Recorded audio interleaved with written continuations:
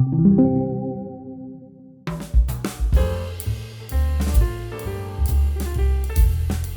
you an early bird or a night owl? Unfortunately, I'm a little bit of both. I've got a global team, which means I'm often up early and up late to make sure I can talk to them on both sides of the world. Coffee or tea? Coffee before 9 a.m., tea after. Do you have any routines you use to improve your energy and focus? I try and stand up and walk around the office at least once an hour. I try and get a walk in during the day. And then after work, I try and get a cycle either indoor or outdoor in to try and maintain the energy. You're cooking for the whole team. What is your signature dish?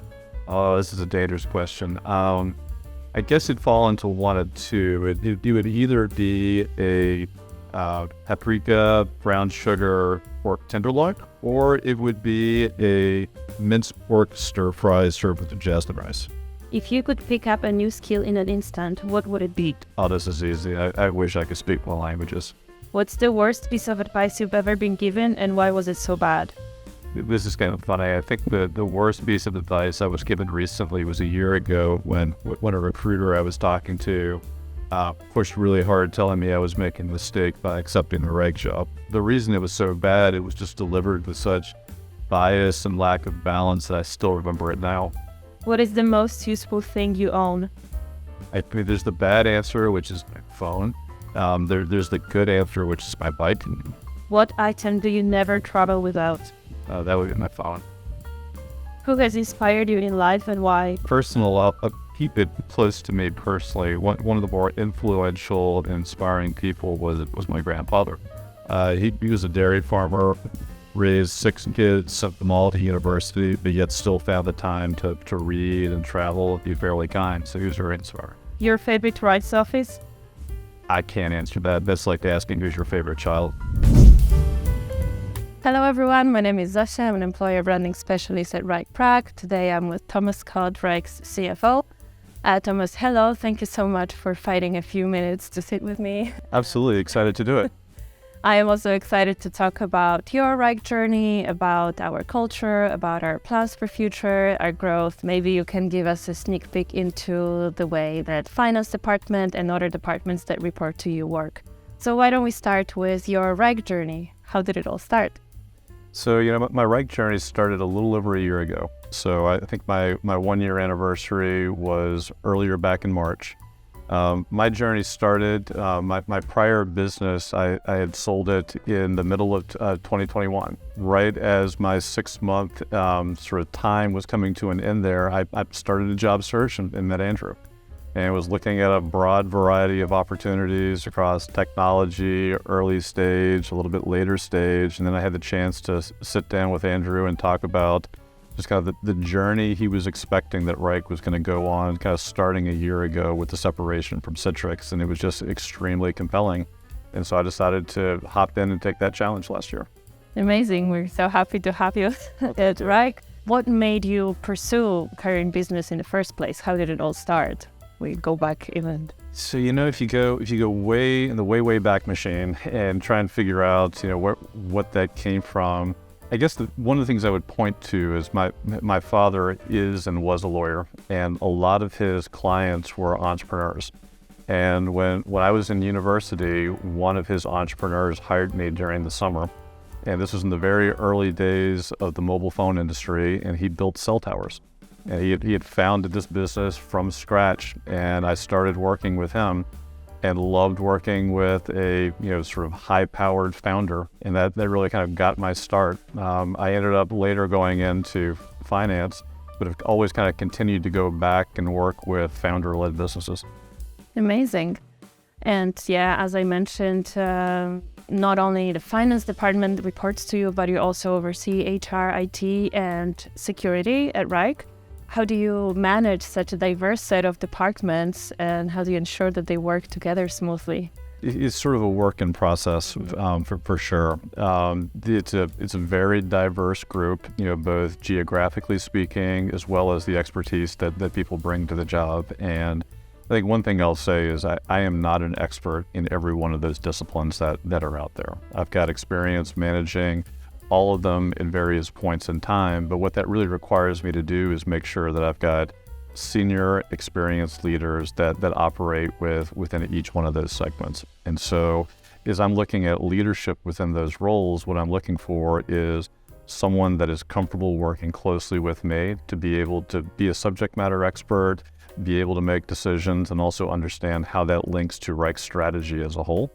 And then actually I use the Wrike tool, pretty extensively to be able to bubble up updates in terms of what's going on across the team. And so I've standardized my approach across all teams to be able to kind of look at key indicators and then use that to double click within those organizations so I've got a sense of what's actually going on. And we are meeting in the Prague's office in April 2023, so we're in a pretty interesting time. I'm wondering, what are your thoughts, what your view on the tech industry after the COVID-19 pandemic and the economic crisis are? How do you think the future of the industry is going to look like?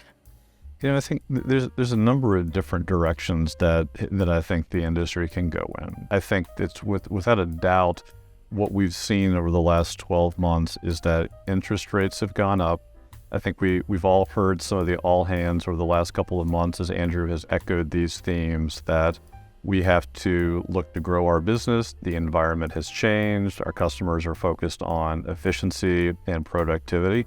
And we're really no exception to that. We're doing the exact same thing. We're looking at how can we be more productive as a company, and how can we take advantage of this sort of shifting situation that we find in the overall economy as well as within IT spending in particular. I think as it directly relates to us, you're going to see a couple of themes continue to play out, and one of which is consolidation. You are going to see customers where, if you think about the right customer journey of going from teams to department to the overall company, I think some of what's going on in the industry as a whole is going to help that journey. And we just have to be very prescriptive about our strategies, which is to stay focused on winning with our product, winning with our ideal customer profiles, and ultimately winning with the enterprise to take advantage of some of these trends. And can you share what Wrike's financial goals for the future are and how we're planning to achieve them? So I won't go into specific goals, mainly because we're a private company and don't share that, but I will speak about some of the themes that are really important to me from a financial standpoint. Number one, I view my role, but also the overall executive team's role, is not to grow revenue X% or generate Y% of profit margin. Our job is to increase the value of the business. And that means we have to look at what growth rate is the market at today, what do we see the opportunity, and are we able to invest in product, people, processes to be able to earn a return on that. And so when I think about some of the things that we should really be focused on, we should be focused on how do we increase our growth rate around bookings, because that shows, what is our sort of adoption rate with overall customers. Are we able to continue to drive down our churn rate to show that customers are, more and more sticky with us as an organization? And ultimately, how do we get this business to a position where we generate more cash than we consume? And I think that we're well on our way to that. We've talked in all hands publicly that is a key goal for the business, and I feel like we're progressing towards that. I'm also wondering, dealing with companies' finances, especially that we are spread across multiple locations, you have to stay on top on ever-changing regulatory requirements. How do you keep up with those changes? Some of that is we rely on experts within the business that are sort of detailed knowledge workers within Czechia or within Cyprus or within some of our other global locations. I can't personally replicate that. So I work with them to make sure that we've got compliance covered from that standpoint. We also work with service providers in a number of locations. When we separated from Citrix last year, we partnered with Vistra to be able to do outsourced accounting in certain areas that also picked up compliance. But really the trick is you have to assemble expertise at multiple levels within the organization, and then you have to have trust that those individuals are also investing in the knowledge. And then my job is to pressure test what they're bringing back to me and do some of my own research to make sure that we're doing the right work. Okay, so it's not all on your shoulders only. No, and that would be a failure of leadership on my part if it was. At a company at this scale, We're a business of approximately 1,200 employees today, and that means that we need to be investing to make sure that we're getting full leverage, not just out of someone like me, but as the rest of the organization to be able to solve these problems. Right. And these are the legal requirements that obviously we cannot escape, we cannot run away from. But there is a lot of trends that we're observing, trends like AI, cryptocurrency, NFTs, and so on. What's your personal take on them? And if you had to bet your money on some trend, which one would it be? Well, I was never much of an advocate for cryptocurrencies or NFT, mainly because I never understood what the real value was there. AI is a very different story to me. AI is both fascinating and terrifying at the same time. If you actually think about the number of different use cases where it could be applied and the speed with which it could cause disruption, it's, like I said, it's interesting and terrifying. And I think for me, it is an interesting trend to follow externally in terms of what other companies are doing, but it's also really interesting to me what we're doing with it here at Wrike, because there's obviously an enormous amount of use cases that we could both apply within the product as well as within our different functional areas to create efficiencies in terms of how we best serve our customers and best tailor our message to them.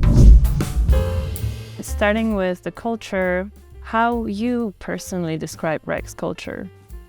So I recently answered a question in terms of how I describe Wrike's culture, and I think about it as a culture that drives change. If you think about the evolution of the business, really since the beginning, but in particular the last few years, this business has successfully navigated a number of really transformational change elements. Whether it is navigating COVID, whether it is the Citrix acquisition, whether it is the divestiture from Citrix.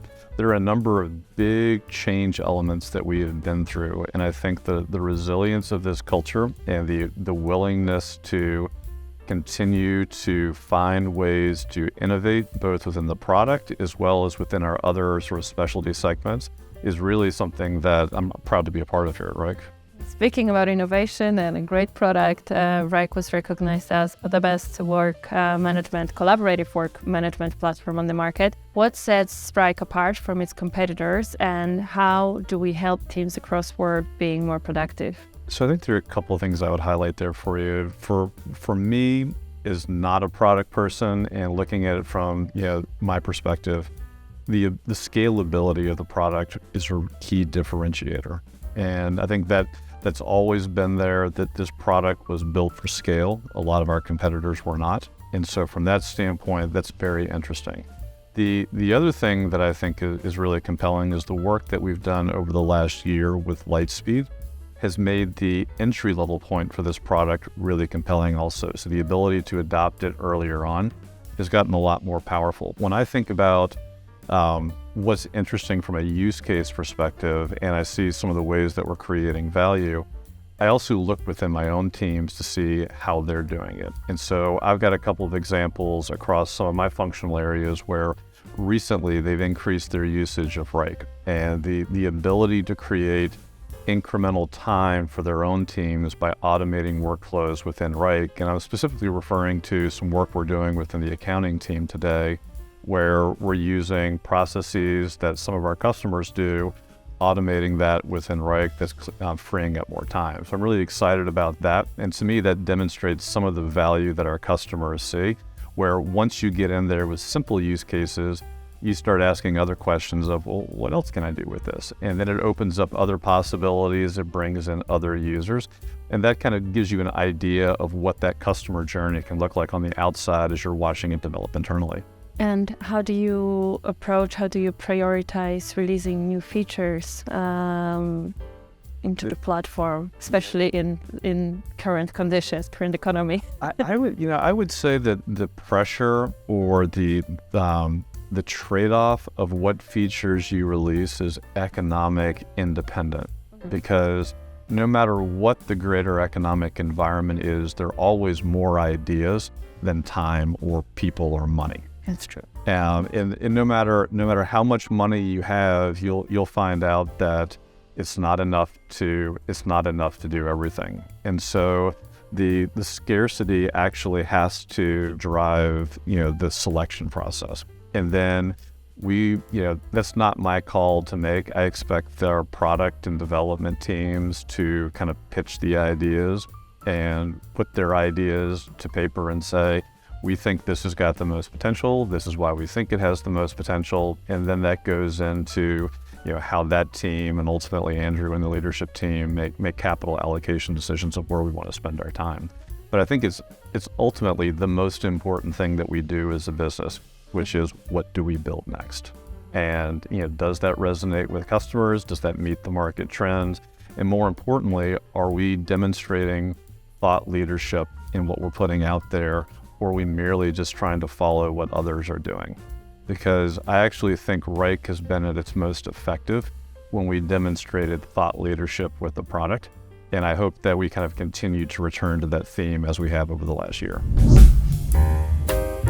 We already know about what makes Wrike as a product, as a platform, unique. What about Wrike as a workplace? What sets us apart from other companies out there? I think there are a few things I would point to. I think the diversity of this company is greater than a number of the sort of public competitors that we're out there with. I mean, we truly are a global company, spread out across a number of locations. I think that is, a real strength for us, and I think it's something that we should continue to invest in. I touched a few minutes ago on the fact that I think our resilience and ability to change is a key aspect of the culture, and that's something that I want to see us continue to, invest in as well. So we know what our potential hires can look forward to, but what are you looking for in potential hires? So there are a few things I look for in potential hires. I mean, there's the basic elements, which is, do you have the ability to do this job? But take that aside. I interview very heavily for grit. Can someone demonstrate to me that they come into a sort of challenging situation? Are they able to problem solve and persevere through it? And so I look for that is super important to me. I look for intellectual curiosity. You can hire one of the smartest people around, but if they're not curious, then they're ultimately not going to be successful in a company like this. And because I control a number of what I think of as risk prevention departments, I interview heavily for integrity. That is super important to me. We're globally distributed, and there are lots of important sort of portfolios across my team. I have to be able to trust the people I'm putting into these leadership roles, so I look very closely at integrity. If you were to pinpoint one thing, one characteristic, one feature that each and every Wriker must have in order to thrive in the company, what would it be? Ability to change. I asked Andrew, our CEO, the same question. I will link the interview with Andrew below in the description. Coming back to our current economy, shaky times that we live in, despite that, Wrike has grown really rapidly in the past few years, and we managed to not to have massive layoffs like other companies. How do we ensure financial stability in these shaky times, and what are our plans for growth? Let's touch on a couple of themes there, because I think there are a few important takeaways. Number one of the reasons why you did not see massive layoffs at this organization is we also didn't have the massive increase in headcount that you saw some companies have. And so that really the thing that generates financial stability is balance, and making sure that you are matching up the opportunity with the risk that you are willing to take on. And so when I think about what's to come, we are obviously still hiring, we are obviously still investing, but you want to be careful to make sure that you're matching up the overall opportunity that we see in the marketplace with the amount of cost that we're taking on as a business. So there's no one size fits all answer. It's really just a matter of looking at how you want to balance the risk profile of the business that you're operating. Even though we're in a period where there's disruption, I don't know that I would say we're in an economic downturn, but I would say we're certainly in a period of disruption right now with rising interest rates and companies that have gone through layoffs or have are managing their costs. What that really means is we need to be changing our approach. We talked a little bit about the fact that consolidations within our customers is a theme. That is an opportunity for us. It is absolutely an opportunity that we should be taking advantage of. But like all inflection points in economic sort of growth periods, it means you have to change up the strategies. We've talked a little bit about some of the strategies in terms of winning with the product, winning with our ideal customers, winning with the enterprise. And we really came up with those understanding the economic environment that we were in, meaning we were going to get very targeted with the customers that we were talking to. We were going to talk to them about specific use cases where we feel that we can generate a very high ROI for them. And that helps us balance the investments that we want to make with the risk that we're willing to assume. And are there any exciting projects that you are currently working on and something that you're really looking forward to delivering in your future? Yeah, there are actually a couple of things that I'm really excited about. Number one, I think there's an opportunity for us to continue to expand how we use technology within our own business. And whether that is continue to drive more use cases internally with Wrike, whether it is other tech stack that we use that we're not fully utilizing today, whether it is bringing together different data sources. I've got a number of projects that are going on across both finance, accounting, and FP&A to do automation workflows to create more time for higher value work. So I'm super excited about that. My security team is doing a number of projects this quarter, rolling out Rapid7, rolling out some VPN. Very excited about the work they're doing because I think that is really important for us as a business as well. Within the HR team, I think there are a number of themes that are important. One, we're looking at creating a more consistent experience with our business partners, so our HR business partners, making sure that whether you are supporting R&D, whether you're supporting finance, whether you're supporting the go-to-market teams, trying to align on a global standard. Every team is different, but there are certain similarities in terms of like how we deliver that. And then the other thing I'm really excited about is some of the leadership development that we're doing, because our recent all hands, Brian Clark, our CRO, talked about how he's excited to take Wrike's business from 200 million to 500 million. Excited about that, but in order to do that, we've got to develop the next generation of leaders that will help this business scale. And I view that as one of the more important things that I do in my job, and making sure that we're kind of building that into the recurring values of Wrike. Could you just tell us a little bit about what you like to do after work, maybe to unwind or just to relax? I am probably not the best role model for work-life balance, but in terms of things that I do sort of in the off times, I have a soon-to-be 14-year-old daughter, so I both watch and coach a fair amount of youth sports. So love doing that. And I'm fairly big in doing outdoor stuff myself. So I like skiing and hiking and mountain biking. So I try and live as active a life outside the office as I can.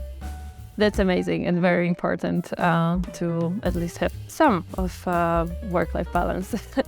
And as we wrap up, I just have one more question for you. What's the most rewarding part of being Wrike's CFO?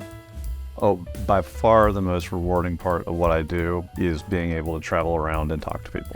That has been the best thing that I've done here. So I think I've taken, dozens of trips since I've been here, and I think this is my 5th or 6th trip to Europe over the last year. So I very much believe in forming relationships with people in different locations, and that is the most rewarding part of what I do. Thank you for hanging out with us and dropping some knowledge on the CFO role. I hope you learned a thing or two about how important the role in our organization is. And I hope you enjoyed the chat, and we are always on the lookout for talented people across the globe. So please check out the careers section on Wrike's website, and I'll see you next time. Thank you. Great, thank you.